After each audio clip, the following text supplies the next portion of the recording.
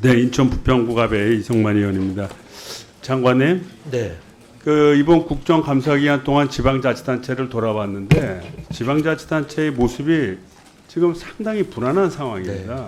사실 우리 행정안전부의 가장 큰 소명은 지방자치가 활성화하고 자치분권이 이루어지는 거 아닙니까? 맞습니다. 그런데 그거에 위기가 있다는 거예요. 잘 아시겠지만 이 재정 위기가 굉장히 크죠. 이미 한 23조 원 규모가 지방으로 갈 돈이 이제 줄어들었고요. 또 지방세 수입도 9.9%, 약 5조 8천억이 줄어들었습니다. 그러니까 엄청 이제 세수도 줄어들었다는 거예요. 그런데 자치단체 재정 자립도를 보니까 전국 평균이 50%, 특히 도는 40% 정도, 구는 16.6%, 자치구는 한 30%. 그러니까 이 얘기는 결국은 이 기초자치단체나 광역단체 중에서도 도 같은 경우에는 이 중앙정부의 지원금이 줄어들게 되면 그대로 바로 직격탄을 맞게 되는 상황입니다. 그리고 이 세출 구조를 보니까 이 기초자치단체 같은 경우에는 취약계층의 복지사업 등 사회안정망 사업에 거의 70% 가까이 돈을 재정을 지출합니다. 그리고 나머지 30%는 대부분 다 공무원 급여 등 경직성 경비예요. 그러니까 결국은 공무원들 월급을 안 줄 수 없으니 결국 사회안정망 사업이 위협받지 않겠습니까? 영향이 있을 거라고 생각합니다. 근데 이런 상황에서 이게 행안부가 가지는 기본적인 미션이 있음에도 불구하고 행태가 좀 황당하다라는 생각이 들어요. 이게 세출 구조 조정을 좀 해라. 이래 갖고 되겠습니까? 다 법정 경비인데.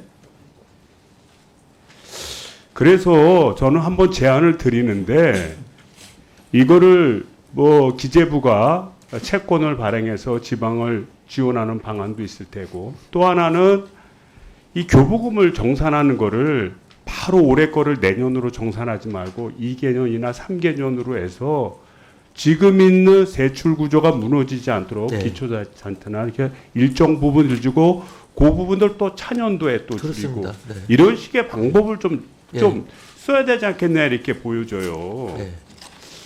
그래서 저는 이 문제에 대해서 우리 장관님 어떻게 좀 전향적으로 우리 좀 자치단체가 좀 재정 운영을 할 수 있도록 그 방안을 좀 강구하실 생각이십니까? 자, 본연의 모습으로 했으면 좋겠습니다. 그다음에 또 하나는 그 지역사랑 상품권이에요. 저희가 5군데 지자체 단체장한테 전부 다 물어봤는데 전부 다 필요하다는 거예요. 아니 뭐 국민들하고 싸울 일 있습니까? 국민들이 다 좋다고 그러고 소상공인들 좋다고 그러는데 대통령이 좀 좋다는 사람 좋게 해주면 본인 지지율도 올라가고 뭐 그렇게 고집을 부리면서 지지율도 지금 안 나오는데 더 안 나오는 구렁텅이로 갑니까? 이 지역사랑 상품권을 이 점도 좀 권해하지 말라는 게 보세요. 아니고요. 지자체 자체적으로 판단해서 하라는 거죠. 그게 지자체 지금 여태까지 재원이 없어서 난리인 상황이니까 정부에서 지원을 해준 거죠.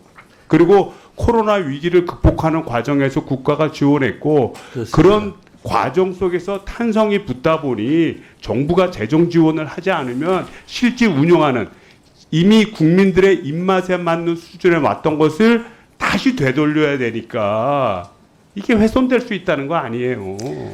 뭐 물론 의원님 말씀도 맞습니다만 그렇게 하기 시작하면 한없이 그거를 할 수가 없거든요. 그러니까 인기가 그렇습니다. 없는 겁니다.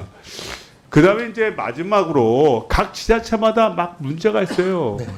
이 수도권 같은 경우 수도권 매립지 문제로 서로 다투고요. 또 충남하고 경기도가 또 폐기물 처리 문제 때문에 다투고 있고, 또 충남 같은 경우에는 이게 석탄 화력 발전소를 폐로 됐을 때 지역 경제가 무너지고 인구 감소하는 문제를 고민하고, 전북 같은 경우에는 새만금 예산을 좀 잘라도 적당히 잘라줘야지 한 80%씩 잘라버리니까 이게 국책 사업으로 시작했던 거를 전북도가 맡게 됐다고 횡포 부리는 것도 아니고, 좀 장관님이 또 실세 장관님이시니까 좀 잘 말씀을 드려서 지자체가 살아갈 수 있도록 좀 했으면 좋겠는데 어떻게 좀 해보시겠습니까? 의원님의 우려사항을 제가 잘 이해하고 열심히 노력을 하겠습니다.